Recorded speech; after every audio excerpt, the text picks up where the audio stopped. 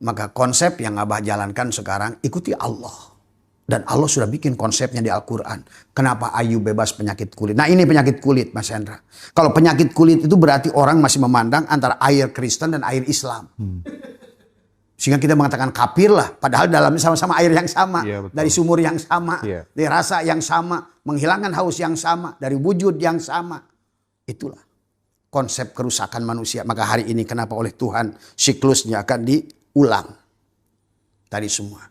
Kalau mau di situ kan Tuhan mengatakan. Kata Abah juga kenapa Ayub bebas penyakit kulit Muharram. Karena Ayub itu kita yang masih memandang kepada kulit. Selalu kulit. Kita membenci ini, kita membenci itu. Itu penyakit kulit. Yang kedua Yakub. Kisah Tuhan itu sebetulnya kita juga Yakub itu. Siapa dia? Yang masih buta penglihatannya. Salah melihat. Padahal semua alam ini kalau dilihat dengan mata kata Abah tipuan semuanya. Dan maka dikatakan wa mal hayatud dunya illa laibun walahun wa mal hayatud dunya illa mataul gurur. Tipuan semua. Dan Hikam sudah mengatakan al aqwanu dhahiruha girratun. Semua yang nampak ini. Maka semua yang ditimpa oleh ini berarti penyakit kulit Mas Hendra. Nah, kalau mau murtad, murni tauhid, nah gitu. Nah, itu. Ini sekarang ini sudah dipelesetkan murni tauhid jadi murtad gitu kan tadi semua. Gitu. Tadi kalau mau, dan Allah yang mengkonsepkan itu tentang Yunus ditelan oleh ikan nun. Ya itu tadi jiwa kita ditelan oleh tubuh ini jadi ikannya. Karena kita ini masih penyakit kulit. Yusuf masih dibui. Sebetulnya kisahnya pada kita semua itu. Karena kisah Adam sampai Muhammad itu kita semua itu Mas Hendra. Jiwa yang satu tadi. Harusnya kita lahir sebagai Adam, jangan mati kecuali sebagai Muhammad. Bukan Muhammad yang berdarah berdaging lagi. Nah, itu harus diluruskan. Karena kalau seandainya nama-nama itu disosokkan Mas Hendra berantem. Itulah kenapa berantem 3 agama samawat ini. Padahal ini semua kreasi seseorang. Tapi bagaimana Abah menemukan titik persamaan gitu? Misalnya dari sisi salib itu filosofisnya bagaimana gitu. Menemukan titik persamaan itu kan nggak semua ulama bisa gimana tuh? Itu karena dia sendiri yang mengajarkannya. Maka kata Allah adalah watil kal amsalu nadribuha linnas wa ma yaqiluha ilal alimun. Semua tilkal amsalu setiap apa di alam dunia ini hanya perumpamaan.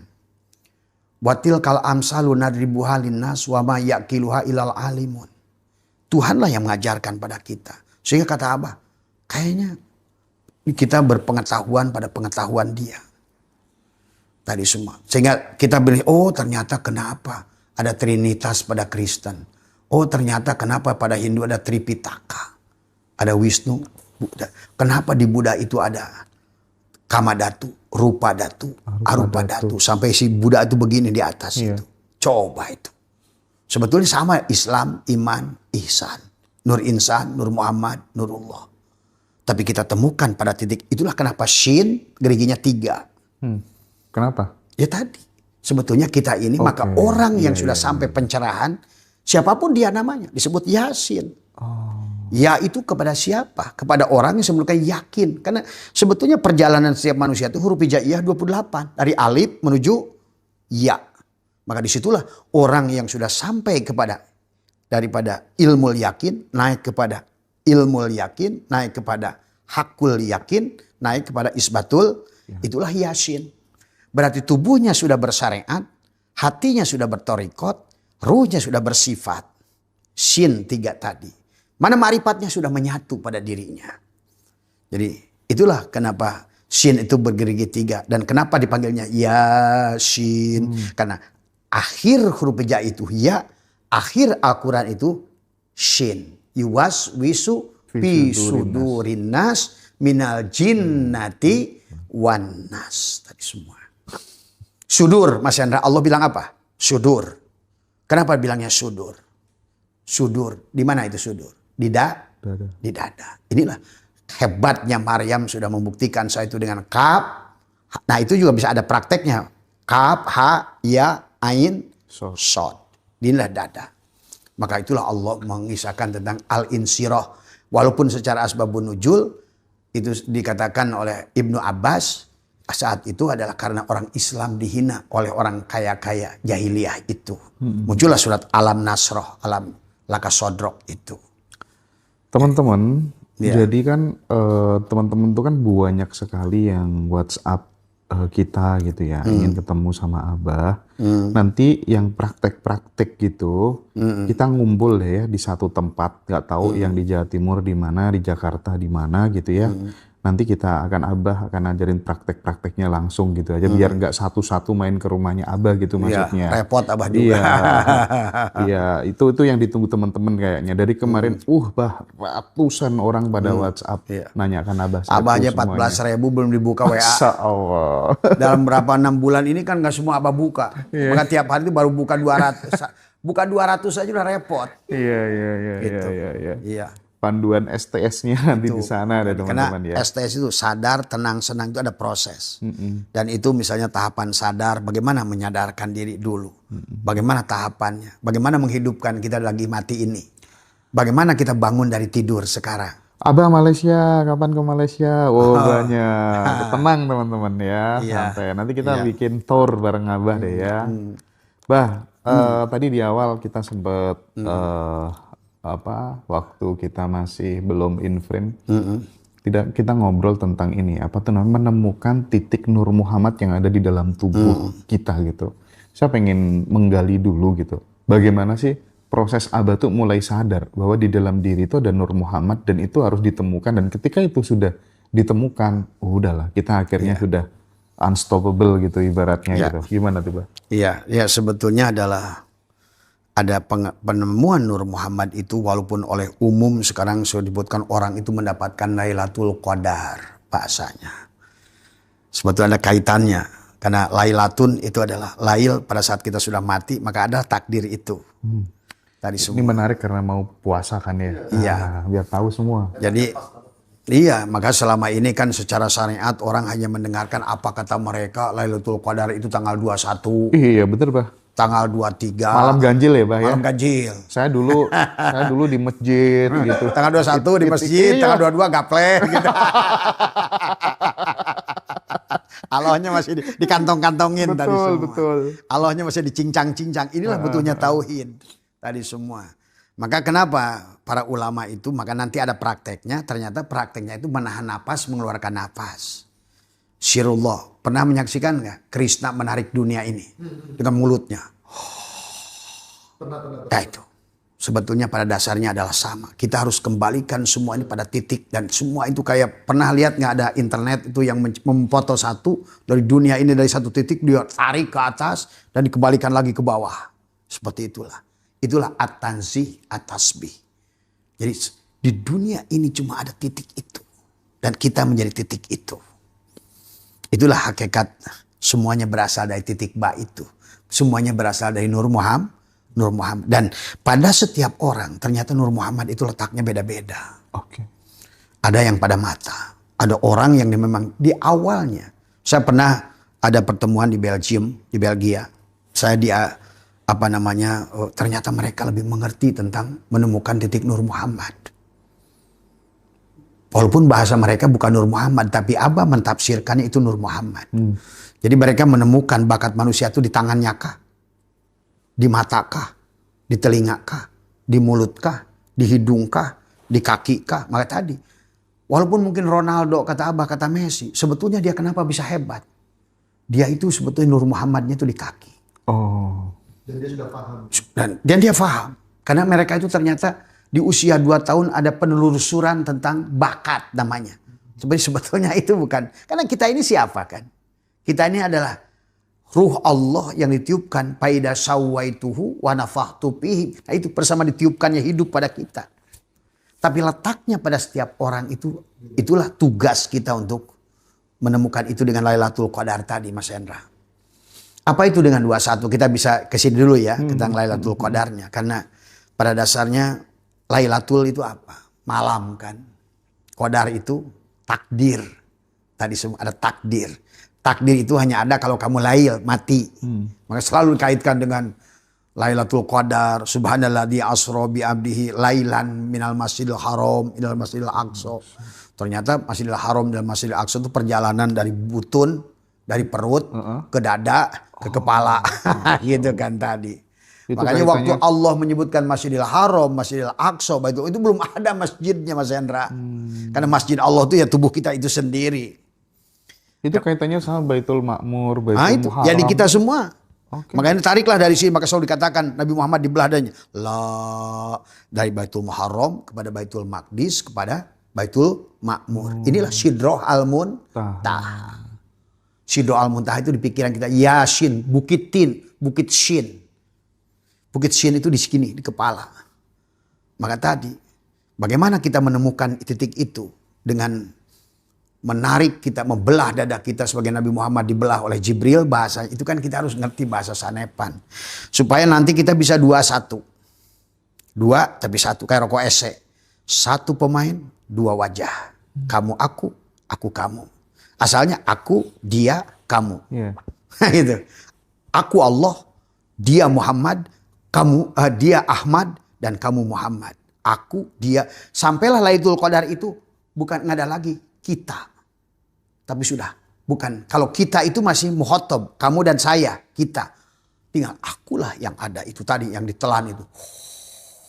Prakteknya itu nanti ada prakteknya. Bagaimana penyatuan dengan kita mengepakkan sayap kemudian menyatukan tadi semua. Nanti kita itu ada prakteknya Mas Hendra. Dan coba bisa dirasakan dan bisa dibuktikan sebetulnya.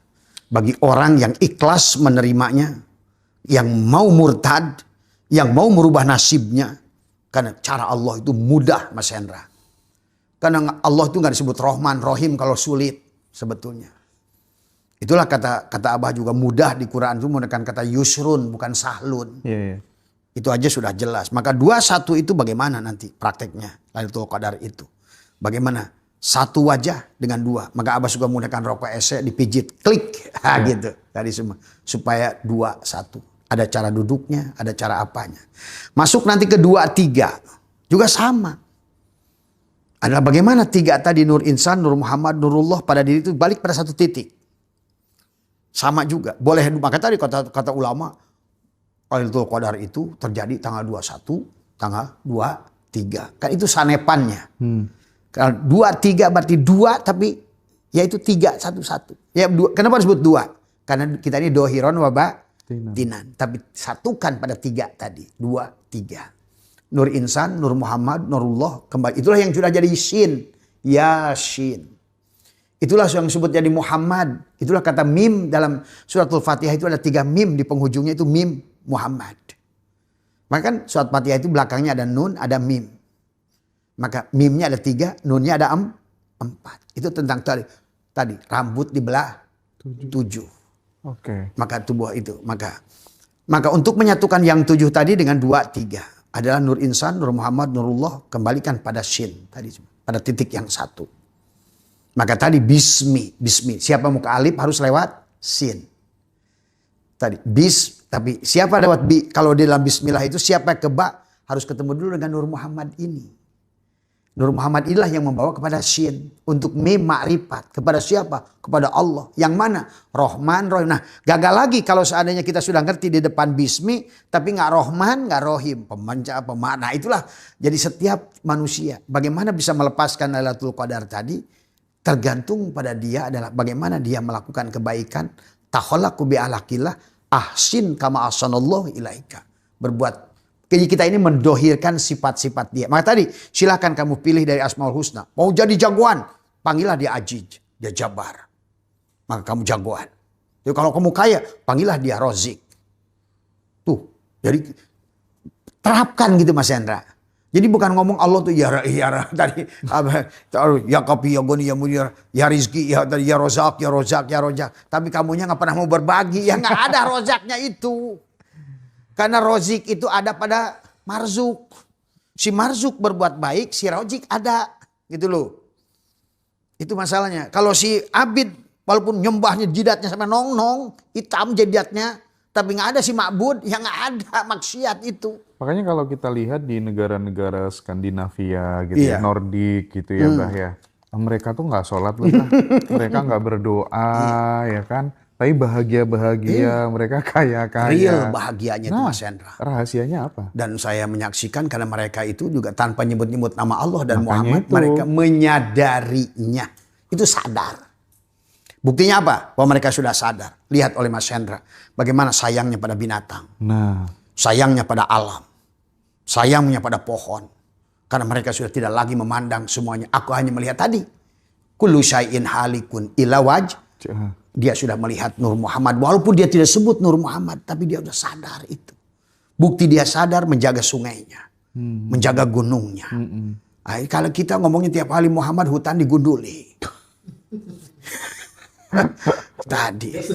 Nggak sejalan.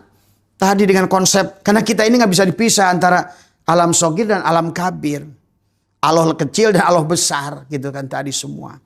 Abah menyaksikan tuh kayak di Belanda, di mana itu kan. Kenapa Swiss itu menjadi negara yang bahagia. Finlandia negara paling bahagia. Dan dia sudah 8 kali berturut-turut Finland itu. Abah tuh ke sana. Menyaksikan. Kalau di sana Mas Hendra, nggak usah pusing, nggak bisa makan. Bilang aja, saya lapar. Pasti setiap orang berebut. Bedakan di negara kita. Selalu mereka itu ingin menyayang. Jadi bahasa mereka itu sudah. Maka kenapa mereka sekarang batasi kewarganegaraan? Karena takut. Tadi. Bilang lapar aja masih ditanya. Islam apa Kristen gitu? Itu. Islam. NU apa Muhammadiyah? Itu gitu. kayak Gus Dur. Kata dulu ada orang kan waktu itu kan pecah tuh partai PKB Gus Dur dan semua. Jangan sampai walaupun saya sekarang udah peda PKB, ada orang kecelakaan, kamu Islam apa Kristen? Jawabnya Islam. Udah Islam, NU apa Muhammadiyah? NU. Wah, udah bagus, udah NU. NU-nya ikut PKB, Muhaimin ikut PKB saya. Orang udah keburu mati. Mati ya, ditolong-tolong ya Pak ya. Itu. Oh, ya. Makanya kenapa Yarham itu Gus Dur itu luar biasa. Ya itu tadi hanya benci lah orang karena karena ya itu. Betul. Itu kata. Tapi itu benar kata Abah gitu. Percuma kamu ya rozak gitu. Tapi kalau actionmu nggak mau berbagi, pelit, nggak akan berubah nggak hidupmu. bisa. Makanya Allah sudah mengatakan. Kali kata Allah tadi ada la'allakum tattaqun. Yang pertama alladzina yunfikuna fis sarra'i wad dharra'i. Tetap kita harus belajar berbagi. Sifat dia didohirkan. Ahsin kama ahsanallahu ilaika. Berbuat baiklah kamu sebagaimana aku berbuat baik. Jadi kalau kita ingin rezeki tadi walaupun uang kecil, belajarlah tangan di atas. Nah, kita dilatih BLT. Nah itu. Maka penyebab kenapa orang Indonesia itu kena judi online karena kita penerima BLT. Bansos. Kita ini dimiskinkan dengan cara yang kelihatannya adalah malaikat. Apalagi ditaruh di depan rumah gitu. Orang miskin gitu. Kan? Coba. Padahal itulah Allah Mahfud. Kau yang mencatatkan dirimu menjadi orang miskin. Maka dicatatkan oleh diri aku orang miskin. Maka sekarang orang harus membuat surat kemiskinan. Ya, Allah. Inilah cara yang sebetulnya telah menjadikan orang kita Islam. Kenapa hari ini dikirnya kenceng, sholatnya banyak, masjidnya rame, berjamaahnya rame, jumatannya tapi nggak pernah Jumat, jamu gitu. Tadi semua, bahkan penceramahnya makin mahal. Karena mereka lah arbaban itu, ingin mengekal bersama orang Zionis itu ingin mengekalkan kemiskinan. Maka lihat sekarang, penceramah makin banyak, pesantren makin banyak. Justru masalah itu muncul dari situ. Ini harus dirubah kalau menurut Abah. Dan saya sudah katakan, saya siap digantung oleh kalian. Yang penting bagi saya adalah tidak boleh ada manusia yang disakiti lagi di dunia ini. Itulah yang mereka tidak paham tadi semua.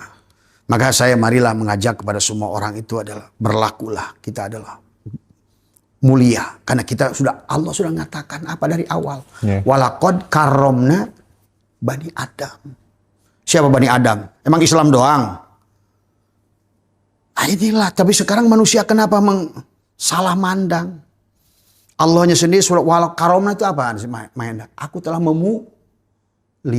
Oleh manusia dikafirkan. Manusia dimurtadkan, dikuburkan, disesatkan. Pada Allahnya sendiri aku telah muliakan. Kalau Allah sudah muliakan, berarti tinggal apa yang harus kita lakukan? Selaraskan frekuensinya dengan frekuensi dia. Jangan ngomongin Allah, dalilnya Allahu Akbar, tapi yang diajaknya permusuhan. Allahu Akbar, lempar batu. Allahu Akbar, pagar dirobohkan. Lempar telur. Tapi karena Abah ngomong tentang karomah, aku jadi inget ya. Ada sosok yang dianggap sebagai wali. Mobil baru tuh dicoret-coret gitu ya. Siapa namanya? Wan Sehon atau siapa? Wan ya? Sehon. Dan banyak bah, orang-orang banyak. kayak gitu. Japar. Nggak pakai baju dan lain sebagainya. Beol di situ. Nah, Itulah. bah, Persetanan itu. persetanan itu. Orang percaya loh, bah. Nah itu. Karena orang kita ini. Itulah. Itu cium kaki, cium tangan, semuanya loh. Itulah. Produk Habib. Sampai yang bodoh pun mereka sudah. Saya dengar doktrin di dalam lingkungan mereka. Gimana mereka bisa menjual yang gila pun jadi duit gitu loh. Maka saya selalu tantang Wan Sehon itu dari dulu. Industri. Rekayasa.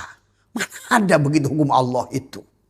Kalau Allah itu bisa memulihkan seseorang kayak begitu. Kalau begitu bukan Tuhan namanya. Tuhan itu berlaku adil. Maka Ar-Rahmani dalam kitab Takrib apa semua. Apa makna Ar-Rahmani kitab Safinah. Ar-Rahmani dia itu menyayangi manusia tanpa syarat. Allah masih milih suatu negara yang kumuliakan Arab misalnya gitu kan tadi. Berarti itu bukan Allah tuh. Nggak ada. Dulu kan ada ustadz yang bikin kesaksian itu katanya disuruh beli mobil pakai daun yang uang sewa. Oh itu udah saya ketemu tuh ustadznya. Ternyata bohong. Bohong ternyata itu. dia ya. Ternyata sebenarnya itu videonya dipotong. Dia itu dia bertanam tembakau. Jual tembakau, beli mobil. Itu yang di waktu saya dapat dari Bang Haji Roma itu. Saya waktu podcast sama beliau. Kalau siapa tuh namanya Habib Lutfi kan banyak diyakini nih Bang. Oh orang itu wali gitu. Menurut Abah gimana tuh? Jelasin. Kita ini wali yang dukung pilpres segala macem gitu ya. Enggak lah. Yang terima setoran berkarung-karung uang dari makam gitu dan ya. Sekarang udah didata oleh kita ribuan makam yang sudah, karena mereka memang bisnis makam tadi semua. Maka itulah penyebabnya. Kita ini hurafat yang muncul, itulah yang menjadikan doktrin itu muncul. Dan saya katakan ke mereka, kasihan adalah mereka muhibin itu dibikin marginal, miskin karena salah itikad tadi semua. Adalah kesyirikannya yang dibangunnya tadi semua, ya. Maka inilah kita ini, tapi alhamdulillah Mas Chandra, bukan oleh Kiai Imaduddin, bukan oleh siapa, tapi memang Tuhan sudah sampai waktunya ini. Karena berdasarkan kita pernah Pak Chandra tahu kan perjanjian antara Syekh Subakir dengan Sabdo Palon. Nah itu. Dan itu akan terjadi kapan? 2027. Maka Abah dari mulai 2025 sampai 27 itu mempersiapkan itu. Karena nanti Mas Chandra, boleh jadi nanti agama itu akan bubar kembali. Masya Allah. Karena memang itu rekayasa manusia. Bahkan maaf kata Abah juga, fikih itu budaya Arab yang dibawa. Iya. Tadi semua. Maka inilah kembalilah. Silahkan orang mau senang nggak senang, itulah kenyataan tadi semua. Ya. Jadi benar dong, makin orang terbuka, makin orang terdekat dengan Tuhan tuh makin jauh dari agama tuh bisa jadi benar. Bisa jadi. Akan muncul kesadaran. 2027 bisa jadi. Mas Anda hitung saja, itu kan waktu perjanjian itu 527. Oke. Tambah 500 berarti 2027. Lihat, saksikan omongan Abah 2027 nanti. Bahwa hari ini mereka tidak bisa bendung lagi kebangkitan. Karena jiwa ini akan lahir kembali. Bener banget tuh ya. Di mana-mana udah kayak gitu deh, Pak. Udah semua. Sekarang aja, Bah. Dulu tuh ada ustadz yang dia tuh bisa kaya raya gara-gara mempopulerkan keajaiban sedekah. Iya. Inisialnya Yusuf Mansur. Inisialnya Yusuf Mansur. Dia jualan Al-Fatihah tuh 10 juta, ada 20 juta itu. Gimana dong Abah melihat hal-hal kayak gini gitu? Itulah penipuan lebih. Itu ngikutin gaya Habib lagi itu. Cara seperti itu. Bahkan lebih kasar dia. Karena saya pernah menyaksikan satu video dia. Siapa mau sodako? Siapa mau ini? Ada lagi yang kemarin live belum lama. Siapa yang Fatihahnya bayar? Kamu baru bayar 2 juta, minta disambungkan langsung dengan Allah. Kayak siapa aja dia itu. Itu masalahnya. Itulah. Muncul orang-orang kurang sadaran ini. Tapi secara substansial sebenarnya apakah doa itu bisa merubah faktor eksternal atau gimana? Sejatinya gimana sih? Kan acilah doa inilah yang kata Abah juga sekarang diartikan. Bagaimana kalau gelas plastik ini ingin doa? Bukan berteriak. Kalau dia tahu Tuhannya itu yang meliputi dirinya. Rozik itu adalah marzuk. Makhluk itu adalah kholik. Kan tadi. Nggak bisa pisah kholik dan makhluk. Kholik wal makhluk abid. Rozik wal marzuk abid. Satu. Wahid. Satu. Nah, termasuk sholat nanti. Bagaimana sih? Si gelas kaca ini, si gelas plastik ini udah tahu ternyata Tuhannya itu dirinya sendiri plastik. Terus gimana sholatnya Mas Hendra? Yang disebut sholat itu mempanakkan dirinya. Maka istilah dalam ilmu tauhid dekat dan jauh itu bukan dekatnya Mas Hendra dengan saya. Tapi dekat itu pada saat panaknya Mas Hendra pada Allah. Tajalilah sifat Allah itu dekat. Nah dekatnya si plastik ini, botol plastik dengan plastik ini adalah pada saat mempanakkan keberadaan si gelas plastik yang ada hanya si plastik tadi semua. Maka disebutkan dikir berarti sebetulnya siapa yang mengingat siapa. Tadi siapa. Yang disebut sholat itu apa. Maka tak apa kenapa orang Eropa itu lebih sholat. Sampai Jack Ma berkata I cannot live without him. Iya benar. Saya tuh gak hidup kalau bukan hidupnya Tuhan. Benar. Maka dia gerakan dengan Tai Chi. Jadi saya itu pada saat bertai chi itu saya melihat dalang. Untuk melatih bahwa dalanglah yang ada. Untuk melatih sesungguhnya yang sebenarnya hidup itu dalang. Yang ada itu dalang. Yang kaya itu dalang. Yang wujud itu dalang. Maka nah inilah jadi konsep dikir yang salah kepada kita hari ini. Maka kita ini tidak bisa dipisahkan dengan dia. Berarti yang meminta kepada dia. Yang mengabulkan. Iya. Aku. Ya kitalah yang minta, kita yang mengabulkan. Maka istilah doa jangan diartikan meminta. Kalau udah kenal pada dia, yang meminta itu yang nggak kenal. Allah ini masih di Lauh Mahfud, di aras, langit ketujuh, masih menunggu Allah dianggap Prabowo presiden, memerintahkan menteri sosial, Kang Saiful, Mas Yusuf, tuh ada yang lagi duha kirimin tuh. Masih begitu di otaknya. Tapi kayak gitu MUI itu ya diem-diem aja ya kalau melihatnya. Iya, orang yang diurusnya cuma sertifikat halal cari duit doang. Tadi semua.